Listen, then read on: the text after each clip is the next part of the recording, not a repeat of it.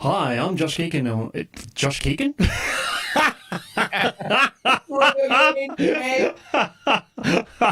Josh Keegan. Oh, that's a new one. All right, I'm Josh Keegan, and welcome to Igniting the Space Down Under. And yeah, clearly already I've gotten this off to a really good start. Absolutely. I know, right? And to my left or right or whatever side you're on, mate. Oh, hang on, that one. That way. That way? No, that way. That way. Yeah. On that side, it is yeah. Brian. It is Brian Lim. So, Brian, could you please introduce yourself? Hello, all. Brian Lim here, space entrepreneur here in Sydney, Australia. Been in the space industry for 12 years, running a little company called Dandelions, sending stuff to space. Nice. Thank you very much. All right, guys, just a reminder that the chat is now open. So if you're new here, please introduce yourself to others. At some point, there will also be merchandise and random odd giveaways during the live stream. So join us and ask a question, and you could win just by simply participating. And just remember, stick around until the end because there is a very special announcement on my side of things, at least anyway. Oh, and in today's news and updates, there may or may not involve someone very close to igniting the Space Down Under panel. I wonder what that's about. Let's just start this party and we'll get this going now.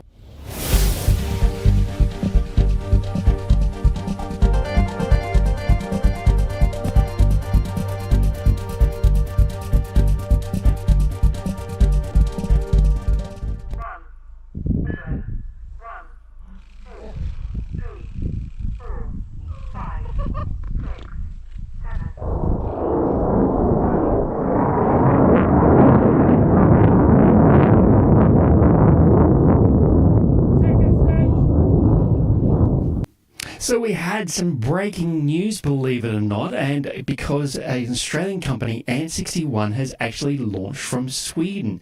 ANT61 launched a Palm Science Contingency Communication Unit.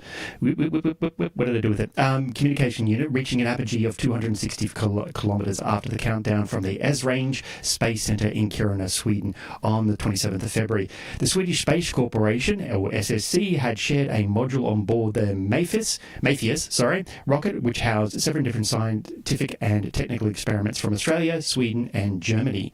The beacon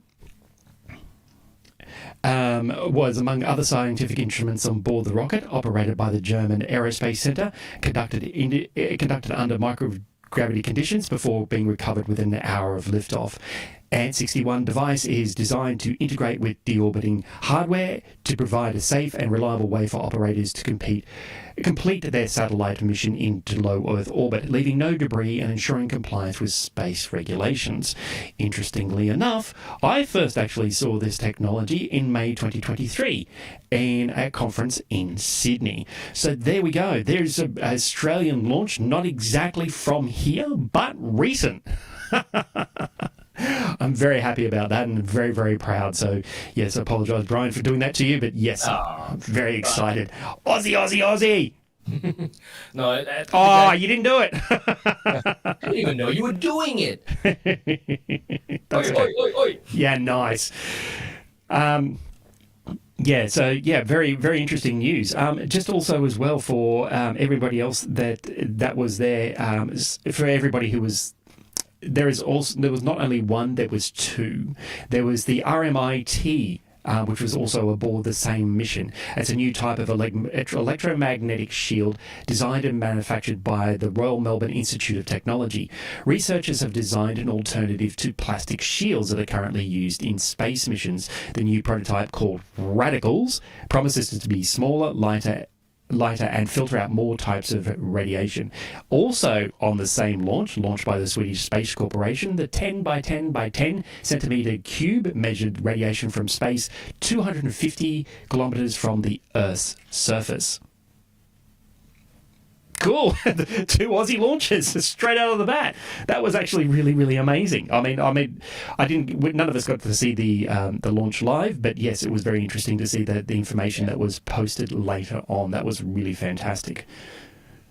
I'm so happy for them, right? Like, I know the guys at ANT61, and they worked really hard to get here. This wasn't a short trip for them, and they went through a lot of challenges to cross those hurdles to launch. Yeah, they really, really did. Hang on, sorry, what have I done? Just playing around with my levels here to make sure I'm loud enough.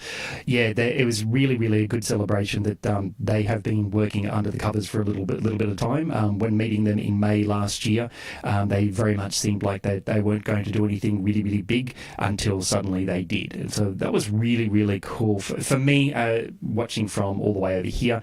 Yeah, that was very, very interesting. Just in case anybody wants to know where Kiruna in Sweden is, I don't know, me in particular has actually done a video on that. 5 years ago in 2019, I was at the Luna University, which has one of the sounding rockets standing in the foyer of the university, where they go to sit and have meals and study and all that sort of stuff. There's actually it's detanked, it's very dry, it's just an empty shell, but yes, they have a full standing sounding rocket standing there. So you may want to go and check out that video if you get a chance. All right, let's get more into some breaking news.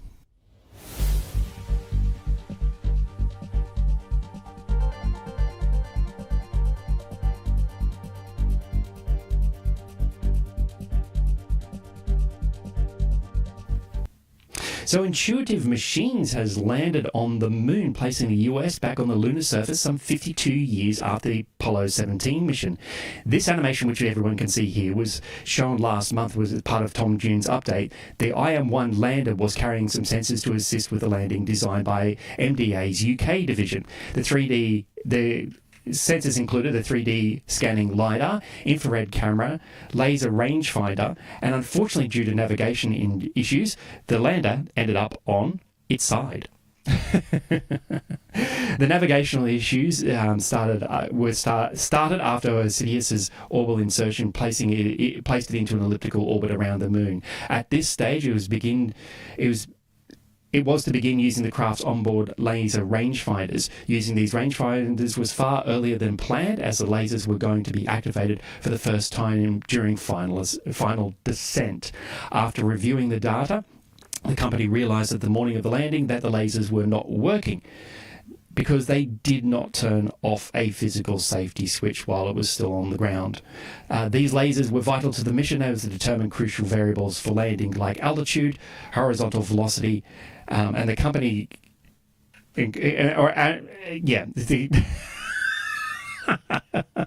Oh, Brian's gone. He's back. Yeah. I mean, just bringing it all the way. Look, you gotta give credit. They got there, and it's the most embarrassing thing is everything was perfect. We forgot to flip the switch. Yeah, I know, and that has happened across quite a number of different launches and all that sort of stuff during various rocket company launches and landings and all that sort of stuff. So, it's quite interesting that this happened this way. The company considered a handful of other options, but ultimately they decided to use a NASA Doppler LiDAR payload that was supposed to be meant as a technology demonstration. They directed Osiris to orbit the moon for an additional 2-hour period to give them more time to load the software and reset the lunar's guidance, navigation and control systems. A real last-minute saved.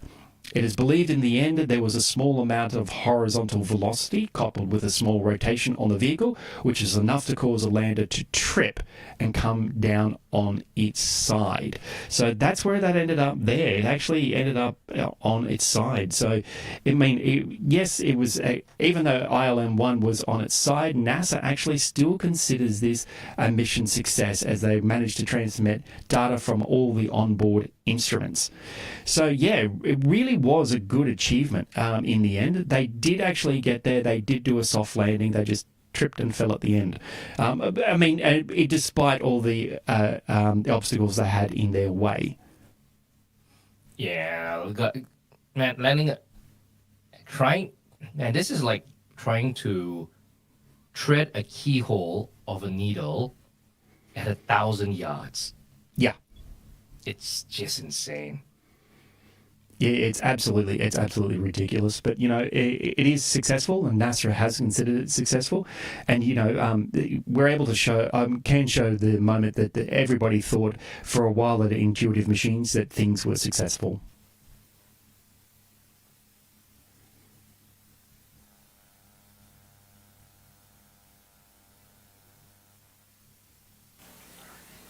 All stations, this is Mission Director on IM-1.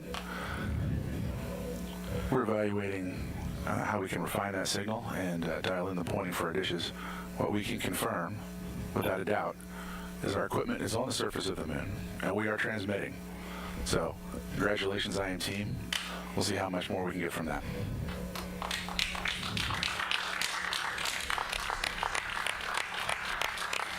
An excellent call from our mission director, Dr. Tim Crane. IM1. And over Go to for our Brian. CEO, Steve Altus. Yeah, if I could just pass on a few words to the entire team in Intuitive Machines and Superfab and here in the Mission Control. What an astounding effort. I know this was a nail biter, but we are on the surface and we are transmitting. And welcome to the moon. Houston, Odysseus has found his new home. And So yeah, it was just amazing to see that they're able to land something on the moon. And yes, Brian, you're absolutely right. It's one of the most impossible things to do. And fortunately, they did have a little bit of precedent before the whole thing happened, where the Peregrine lander failed to actually get anywhere towards the moon. It did manage to circulate the moon and then come back. It suffered an anomaly. Japan's Slim lander also suffered the similar fate. It didn't trip and fall over. It tripped and landed on its head. So yes, it's something that's happened at the moment. The moon, getting to the moon is proving once more that it is extremely, extremely difficult. The sheer act of getting to space in the first place is not only difficult, it's almost impossible. But yes, it's proving to be, quite a challenge to any company. It doesn't matter if they're NASA backed or not. Yeah, man. Credit to them. I want to see more landing on the moon, and the more we do it, the better experience we get as a whole. Yeah, correct. Absolutely, without a doubt. Yes. All right, let's move right along. Let's get to some more Australian space news.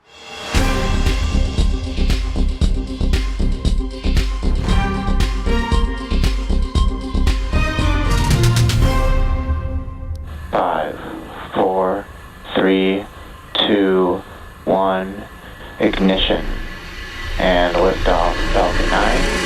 Go SpaceX, go Transporter 10. Vehicles pitch downrange. Double. So, SpaceX's recent launch of the Transporter 10 mission was carrying Australia's first commercial satellite by the Space Machines Company. That's a New South Wales business. As the first commercial satellite capable of providing existing space infrastructure and satellites with life extension services, inspections and assistance on orbit, with the successful launch of Optimus SMC is hoping to begin a new era in space sustainability. Optimus also carried groundbreaking technology payloads from partners and suppliers, including revolutionary digital fiber optic gyroscope, inertial navigation system, both from Advanced Navigation. Payloads also included ANT61, again, who are currently in the process of demonstrating the world's first Neuromorphic computer. This computer was at the heart of the autonomous robotics technology, enabling future in-orbit docking and refueling missions. The aim of the ANT61 is to tackle the global $10 billion in-orbit servicing market and hopes to eventually deploy a construction workforce for the International Lunar Base and beyond. HEO Robotics also had a payload, a space domain awareness camera for monitoring objects in space. Esper Hyperspectral also had a camera for collecting detailed spectral images. And last but not least, Dandelions had a high-powered network processor. Brian, dude, what the hell? I did not launch a network processor into orbit. Well, that's Right. what it says. What did you do, man? Dandelions, you did something. What on earth? I sent biodegradable composites to orbit. Okay. My mission on Transporter 10 on Optimus is to test biodegradable composites for spacecraft development. So the articles I was reading was completely and utterly wrong, which is why we're actually here having this conversation now. So, dude, explain yourself. What did you actually send up there? I mean, I understand it's biodegradable, I've lost all my words for this evening. Okay. Just So, folks, I'm just gonna tune out for a little bit. Bye. Yeah, look, we're going to be building more capable satellites, and when you build increased capabilities, you're going to need new materials that can meet the requirements of space while delivering on these new capabilities. So we were just simply testing new materials for spacecraft development. The media got it wrong about high-power network processors. That's not what I was doing. I think that actually might have gone to somebody else, but complicated failures, Look, the articles and everything that I looked at said the same thing, and I kind of thought that that couldn't be the case. So, look, appreciate it that you're able to clarify that it was biodegradable heat shields and things like that, and seeing what they actually look like. So, yes, fantastic work, mate. Congratulations, by the way, on getting to orbit. I know that it's a difficult process with which to go through to actually get to orbit. So, yeah, congratulations on going on that rideshare mission. Yeah, well done. I don't know what else I can say, mate. It's fantastic work. It's fantastic work. I'm just proud of my team. I'm proud of myself. I'm proud of everyone for getting us here. It was a multi-year journey, and we crossed the line. Nice. Hey, I've got a question for you. What did it feel like after you actually got everything to orbit? I mean, what's that sensation? I mean, I've got projects I deal with in IT. I have a day job, like everybody knows. I work in IT. So, and once I feel a project, there's this huge sense of elation. I can't even imagine what it's like to try and launch something into space. What is that like? That moment afterwards, where you were. Everything is successful and it's gone to orbit. What is that like? The longest sleep in your existence. And you're walking to the end, right to the end, right? Like you're just exhausted sometimes. Yeah. But okay, you're tired, you're excited, you're scared because look, traditionally speaking, rockets blow up all the time. Yep. I get to say that now, which is funny. But I'm still like, please don't blow up, please don't blow up, please don't blow up kind of mentality, because we actually don't know how reliable SpaceX rocket is actually, right? Because it's setting new records, so we don't know actually where it ends. So you have that, and then you got I got my stuff in space, and then now you were just in the waiting process. So it's like, please work. Yeah, no, completely understood. Oh, there was something I forgot to do. I forgot to fix you up on this screen. Oh my goodness, hang on, let me. Whoa! A small ride to make Brian a little bit bigger. Oh, always the way. You always forget one screen. Look at that. All right, now you're bigger and you look gorgeous. Hey. All right, I've actually got a one here for you. Questions and answers. Jim, all the way from Scotland. G'day, Jim. How's it going? Really good to have you joining the live stream again. He said really interesting news about the Aussie achievements. News media getting a story slightly wrong. Unheard of. Ha. He's not wrong. And I unfortunately was no better in this particular instance. All right, I'm going to take you off the hook now, Brian. I'm going to talk about some little bit more Australian space news, if that's okay. Right, the KIBO Robotics Challenge is on once again. It's entering its 5th year in a row. The KIBO Robotic Programming Challenge is an educational program in which students solve various problems by programming free-flying robots, Astro B and IntBall, in the International Space Station. So these robots are actually on the International Space Station. Participants will have the opportunity to learn cutting-edge methodologies and hone their skills in science, technology, engineering and mathematics through this program. The KIBO RPC expands international exchange by encouraging students to interact with other participants from around the world. Applications are open now and close on the 13th of May 2024, so it's time to get your entries in.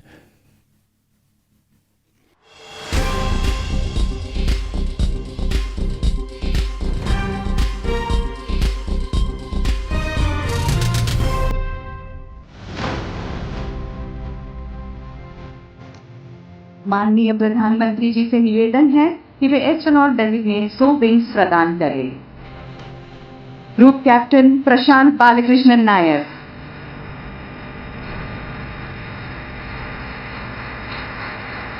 Group Captain Ajit Krishna,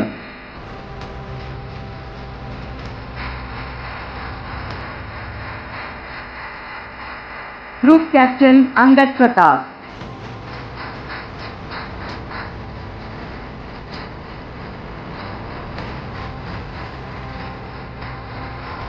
Wing Commander Shubhanshu Shukla,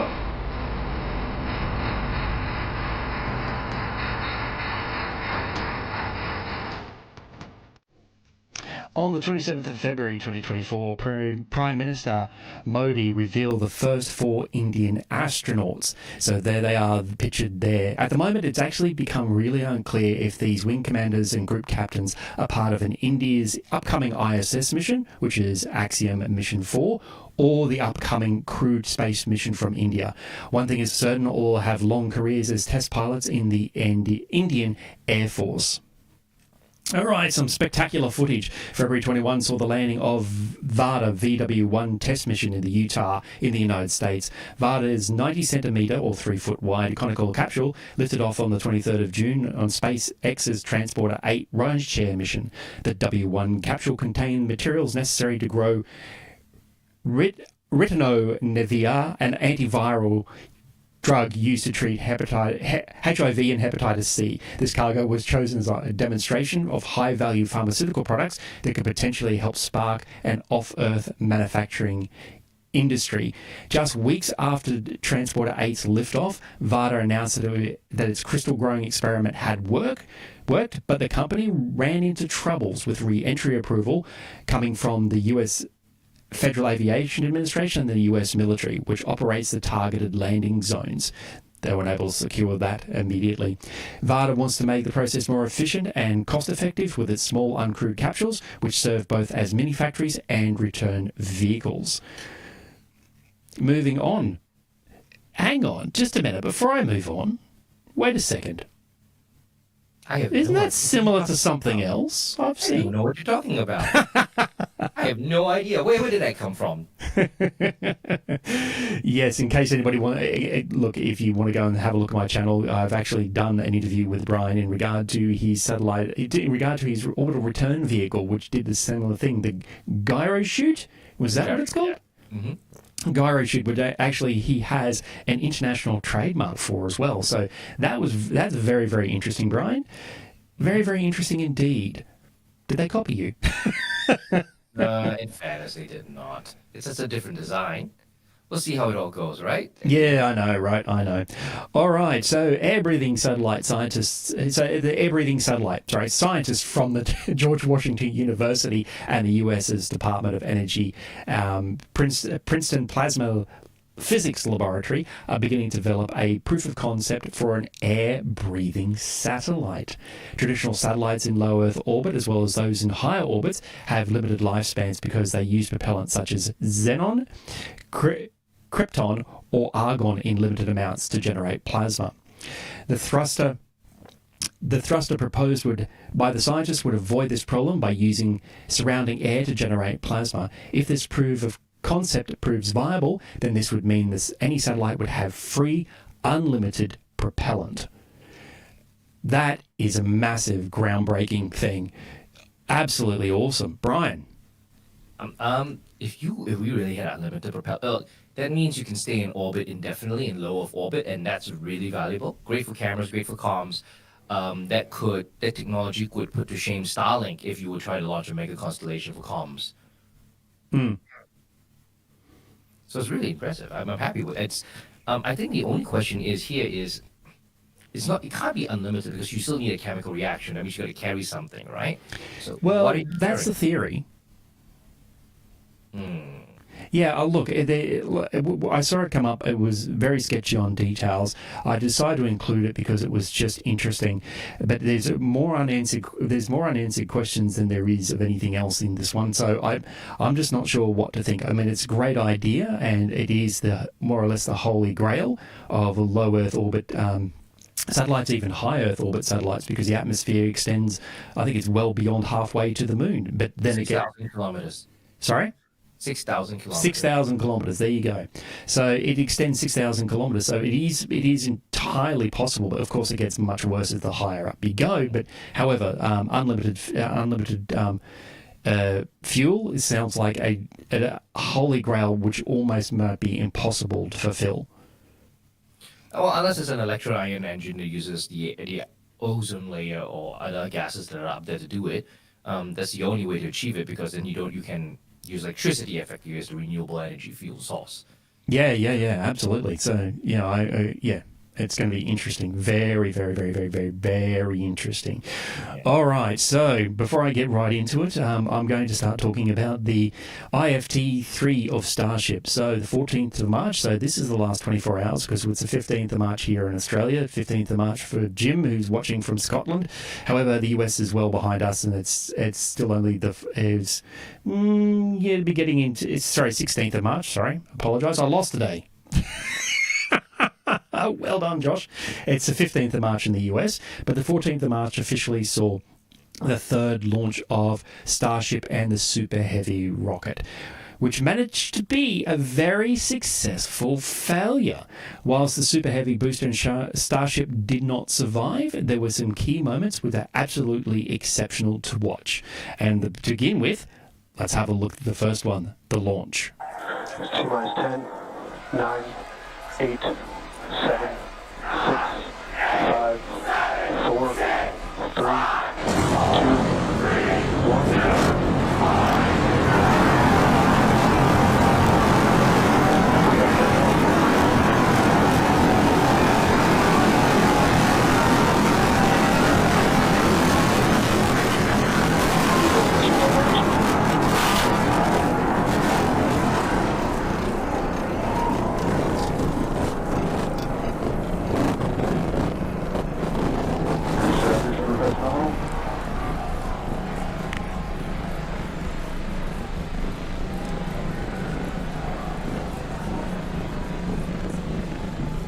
Seconds into flight, we are feeling the rumble. We are seeing 33 out of 33 Raptor engines ignited on the Super Heavy booster. Booster and ship, avionics, power, and telemetry nominal. Acquisition of signal, Corpus Christi. Continuing to get good call-outs. Our trajectory looking nominal, systems looking nominal. Just amazing to see all 33 lit up once again. So that was very interesting. The second one that was interesting, the key moment that really stood out for me, was the Starlink door opening on the side of Starship, with atmosphere appearing to leak straight out of the pressurized container of Starship. There it goes. Originally thought it was liquid, to be perfectly honest. And then the final moment was of Starship re-entry into the atmosphere. Faster than we did before. It's going to be critical to eventually bringing Starships back from space for rapid reuse. So I mentioned those flaps. That's one of the things that enables Starship to help control itself and survive the heat of reentry, which, like we said before, we're expecting that reentry to occur around T plus 49 minutes. So we're getting pretty close here. And what you're seeing here, it looks like the vehicle is sort of moving back and forth. Part of what you're also seeing is one of the cameras, this onboard view that we have, is on the end of a flap. Starship has front flaps and rear flaps in the vehicle. So we've got 4 of those. And, oh man, we can see the heating on those flaps as we're starting to re-enter the Earth's atmosphere. This is where the Earth's atmosphere is doing the work to slow us down. But like we said, this plasma field is, what a view. We hope to maintain these views throughout. Starship is so big that we're hoping that the plasma field doesn't entirely blanket the entire vehicle. Right now, it is not. The Starlinks are brought to you by Starlink. The Starlinks are still communicating and still capturing the data and the video that we see here. I mean, Shiva, this is just absolutely incredible views. We've never seen anything like this before. This is the biggest flying object ever in space. Absolutely, Kate. And it's important to note, with the ascent burn that we did was to get us to orbital velocities, even though we were on a nearly orbital trajectory. So the heating and the loads that Starship is going through right now are what it would be getting if it were recovering from an orbital mission, and just the fact that we have used Reentry, this is incredible. Yeah. Again, this is the furthest and fastest that Starship has ever flown. And you can definitely tell by the crowd here in Hawthorne. The heat shield tiles doing their work. We talked about it earlier. Up to 2,600 degrees Fahrenheit that those heat shield tiles are dissipating as we are re-entering. Yeah, now this was one of the critical, or rather the key mission objectives that we were hoping to hit today. We have never, like I said before, this is the fastest and furthest Starship has ever flown. So this is the first time that we're getting to collect this re-entry data and understand how these 18,000 hexagonal heat shield tiles are working together to protect the belly of Starship as it re-enters the Earth's atmosphere. Once again, the atmosphere is doing us a big favor here the atmosphere is actually doing us a huge favor here by acting as a braking system for Starship as it re-enters the atmosphere. And that's part of the reason why the flaps are so important. We're using the body of Starship and the drag from the atmosphere to slow us down from orbital speed. But you want the vehicle to remain stable. You want those heat shield tiles pointed down so they can absorb the heat of the Earth's atmosphere. And so that's the purpose that they are serving. So there you go. There it comes in. The texting, Brian. So unseen footage, never seen before, apart from transmitted live before. As far as I'm aware, watched Scott Manley all the time. Had a look at his video that actually said what was going on at that particular point in time. There are at least 4 to 5 Starlink units all pointing in the right direction. So that way they were hoping not to lose transmissions through the re-entry through the atmosphere, just generally because of the severe heating and the ionic parts of the atmosphere. All transmissions are generally lost. However, at the end of that video, you might have noticed that even though the transmission was lost and it never came back, that was, they weren't unhappy. I noticed everyone in the room, no one was unhappy. There was smiles all around. So I think they actually managed to do a really, really, really, really good job. And considering this is a really large rocket, no one's ever tried stainless steel before. It is the third flight, only the third flight, and they've been this successful. I think in fairness, like this is the first, it's the third flight of the finished model, but I remember the many shots of their Grasshopper version. Oh yes. and then the one, the video they did where everything, all the failures they had that they set to music, that was fantastic. But absolutely, you're right. The amount of failures they had with Grasshopper and the amount of failures they had trying to land Falcon 9 on a tug in the middle of a barge, platform in the middle of the ocean. That boggles the mind. What do you think, Brian?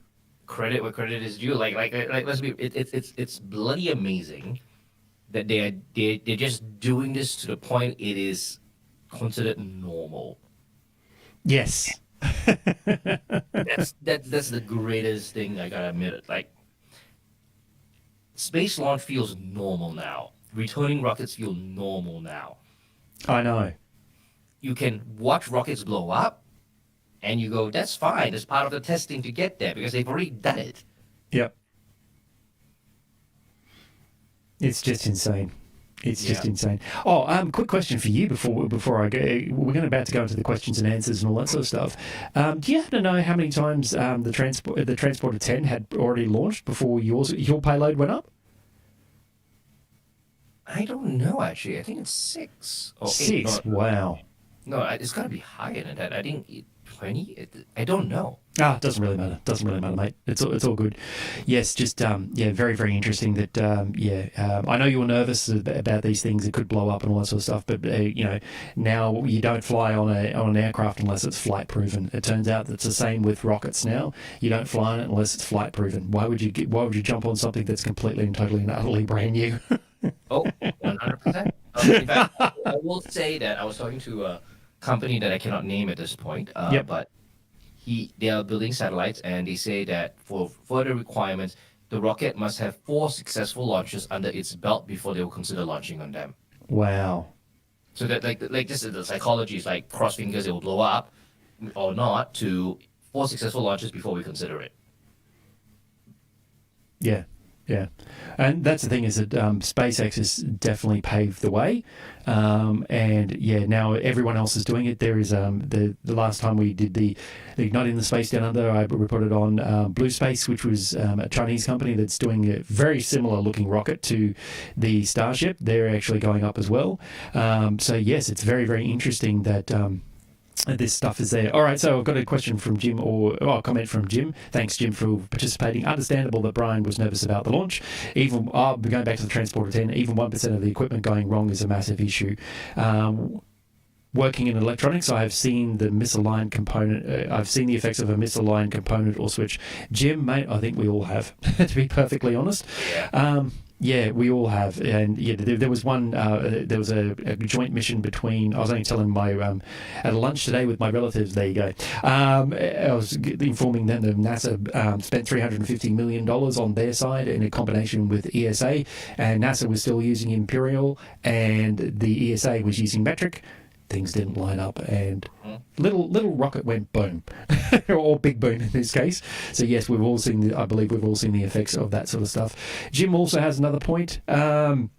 Incredible achievement for SpaceX, absolutely, mate, without a doubt. Incredible launch and flight.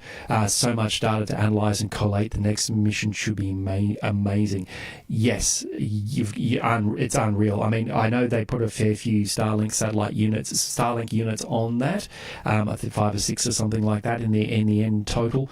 But yes, absolutely. The images we just saw were worth it. Worth the waste, almost. Worth the waste. Yes. All right, and we've got one more from Jim. Is Brian able to talk about anything else that's involved in the coming months? Oh, telling. Jim, what are you hinting at? I don't know. Maybe Jim knows something that we don't. Jim, if you know something, please tell me, because I don't know what you're talking about. Yeah, I know, right? It's just one of those things. It's like Brian doesn't know what you're talking about, Jim. Yeah, absolutely. The space stuff is for our space mission currently. It's going to be we're waiting for the satellite to be fully commissioned. Once the satellite is fully commissioned, then we can turn on our payload, and then we can begin our experiments. Now, that's with with Space Machines Code. That's their job right now, and we just been waiting patiently for them to turn on their satellite. And we have to just wait it out at this point. So right now we're in this sort of like holding pattern. We're just waiting to get the work done. While that's ongoing, we do have other things. So I think it's worth mentioning then, since our good Sir Josh has been asking me to talk about it for a bit. I'm actually part of what we do in the space industry is we got to spend a lot of time and effort finding support from the government via grants or tenders to actually execute on opportunities. So we sat down while waiting between missions and go, how much money is there available that I cannot apply for? Because we always look for what we can. So what about everything else? I either love it or hate myself for knowing this answer. But Jim, you're in the UK, so I'll give you a special UK version of this answer as well. In Australia, we have found $250 billion of open opportunity between grants and tenders that are available to Australian companies. And there's about £300 billion on that go on top of that for the UK. That's annual spend. So we're in the process of basically collecting all the grants and tenders in Australia. We'll go to the UK. We're thinking of when we'll go into the UK, but we're already looking at the market. It's because we want to be able to use this capability to help other people get the resourcing they need to get their business moving and to help people achieve their dreams. Yeah. Thank you very much for saying that out loud. Brian actually has, he's working on that at the moment. It's very, very interesting. Jim also Also said as well, did I put Brian on the spot? And I answered with no. No, you did not. Jim, don't worry about it. Brian is very much one of those people, if he wants to reveal something, mate, he absolutely will. If he's going to hold anything under the covers, he will as well. The other question that Jim had, there's one more, is do we have any news on Australia's first astronaut? So, Jim, if you know more than us, yeah, I'd like you to join the live stream and tell us what it's something that you know, because apparently you know Brian's up to stuff. But yeah, in terms of Catherine, I think Benell Pegg, Catherine Benell Pegg, she no further updates on her as yet. I suspect that she would need to find a slot on a particular Axiom mission. Sounds like with India's Ganganyaan crew had announcement for either their own crewed missions or their own Axiom launch. It sounds like Axiom is a little bit busy at the moment with a lineup. Catherine is not actually lined up to go on a mission just yet. So fingers crossed, of course, mate. I always really hope that will happen soon. So yes, that'll be very, very, yes, cross fingers, cross your eyes, all your toes, all that sort of stuff. So hopefully Catherine will get something there. Hopefully the Australian Space Agency will let us know, it'd be nice to have an exclusive now, wouldn't it? That happens. So just while we're on the questions and answers and all that sort of stuff, just a little extra point that I noticed, that there's this here that I'm just going to say, there's something that was discovered only in the last 24 hours I decided to shove in at the last moment. So this is going to surprise everyone. It's the little speck of light that isn't. What is little more than a speck of light for the Hubble Space Telescope has been revealed as one of the oldest galaxies ever discovered, and the finding owes itself to none other than the Hubble's younger sibling, the James Webb Space Telescope. When it comes to the cosmic conundrum of how early galaxies grew to become so massive, it could so quickly. So it's GZ9P3 could be a real puzzle. Not only is it more massive than expected, but it's actually around 10 times more massive than other galaxies. The JWST has seen similar eras of the universe's history. Kit Boyett, a member of the team and scientist at the University of Melbourne, ooh, look at that, Australian connection, that's why I chucked it in, wrote for the Institute's Pursuit publication, by using the JWST, we could observe this object as it was 510 million years after the Big Bang, or around 13 billion years ago. So there we go. That's very, very interesting there. I thought I'd have this and I thought it'd be more subtle than this, but no, it's not. No, I'm going to do this. There you go. Proof it's live. Couldn't be subtle about that at all. I'm just going to stick this on so that way I can make a point about it. Ooh, I like the logo. Thank you. I do like it myself. I did do this. This is my high visibility vest. Does anyone want to ask about this? Does anyone want to ask me about my... Why are you having high visibility vest, mate? Like, is it a new merch item?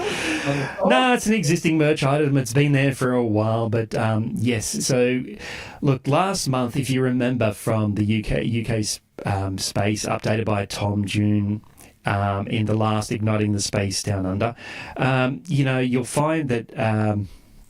I have been invited by Southern Launch to attend the launch of the SR-75 sounding rocket by High Impulse in April. High Impulse is a German company and is a spin-off of DLR. It is a single-stage sounding rocket designed for microgravity experiments and atmospheric research. It is built in-house. Hybrid rocket motor uses a combination of paraffin and liquid oxygen, making it European's sounding rocket, the only European sounding rocket with this combination of propellants so far. It has a thrust of 75 kilonewtons at sea level and a lifting capability to 200 kilometers. The basic ballistic trajectory is 250 kilograms of payload. So, there you go. I've been invited. Not that it had anything to do with people online. Jim, Going to be real subtle, Jim. So yes, I already have managed to acquire a sponsor for this, and Jackie Carpenter and the team at One Giant Leap Australia has come to the fore and offered sponsorship for this one. But however, if you want to help sponsor me, please do. Anybody, not you, Brian. I know you've already spent all your money. It's all good. We've had this conversation. Yeah, look, man, you're putting stuff in orbit. It's all good. So if you want to follow along, yes, you please follow along on my social media channels, the Space Down Under on X, the Space Down Under here. I'll be doing updates and all that sort of stuff. Hopefully when I go at the end of April, it's a very expensive process because it's Southern Launch is based in South Australia at the Coonamble Test Range, and it's a long way for someone to commute. I'm in Brisbane, which is a 26-hour drive or 2 aircraft, and it ends up to be about 4 to 6 hours worth of travel just via aircraft. So with a massive stopover in Adelaide. Not that I'm complaining. So yes, I've been invited. So if you want to follow along, please do. My Patreon supporters, if you want to support me on Patreon, they're the ones who will get the exclusive insights and all that sort of stuff first. And then slightly thereafter, from that point onwards, it'll be released on YouTube first and then X after that. I am trying to limit the amount of social media channels I have. So there you go. Brian, any questions? Congratulations, man. This is going to be a great opportunity for you. I know, right? It's actually going to be really, really cool. I don't know if I can live stream yet, but the hope is that I can live stream not the launch necessarily, but at least live stream from outside the launch pad if I possibly can. So yes, that's looking like it could be potential. Something that could happen. I'm not sure yet. I've still got to work out a lot of logistics details to work out still. A lot of things to finalise, of course. A lot of people to call in terms of sponsorship and thank again multiple times for especially One Giant Leap Australia for supporting me in this. I really do appreciate it because it is really an expensive endeavour to get my sorry ass right across the country. You're only going halfway. Don't worry about it. You're going halfway through a continent. It's not that bad, right? Like, it's not like I'm sending you to Perth, right? Oh.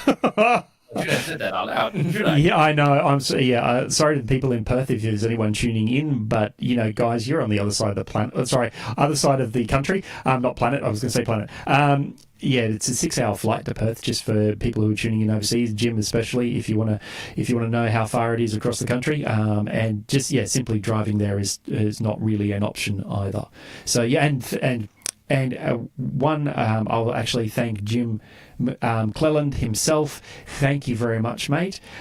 Jim, in combination with Tom June, actually made a bit of an online campaign where they put me a bit on the spot, and with the stuff that they did, they simply tagged Southern Launch, and for once, Southern Launch responded.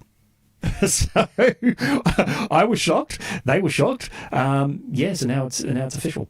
It's happening. It's definitely happening. Things, of course, it's a new rocket, all that sort of stuff. Things can move to the right. But yes, I completely expect that I will be there. If I can't live stream, then I'll certainly. It's already been talked about that I'll get some exclusives, behind the scenes, interviews, all that sort of stuff. At least that will happen. I have a drone. I should be able to bring in some spectacular footage for that as well. So yes, it will be very, very unique in itself. So, all right, Jim has said something else again. What have you said, Jim? Looking forward to news from the launch. Tom June did a great job of giving you the shout out. He did too. That's true. And also another one from Jim. Can you please pick me up a Southern Launch keyring? Look at you, Jim. Go, Jim, go. You might owe Jim that at least a key ring. Yes, I know. I owe at least a key ring, at least. And this is not public information yet, but I'll announce it here as well, I guess. Jim, I will be dropping into you to visit you in Scotland at the end of the year. So, yes, watch out. If anybody else wants to join me in Scotland, yes, keep an eye out on my social media and channels and all that sort of stuff. Yes, I'll be getting together with Tom and Jim together, and we're going to go out for a few beers. But if we want to make it something bigger and brighter and all that sort of stuff, please, when I'll put out my dates closer towards the time. It's looking like December this year, and I'll be in Europe, and I'll also be in Edinburgh. Just to make that apparently clear. All right. So, sick of me yet? Always, man.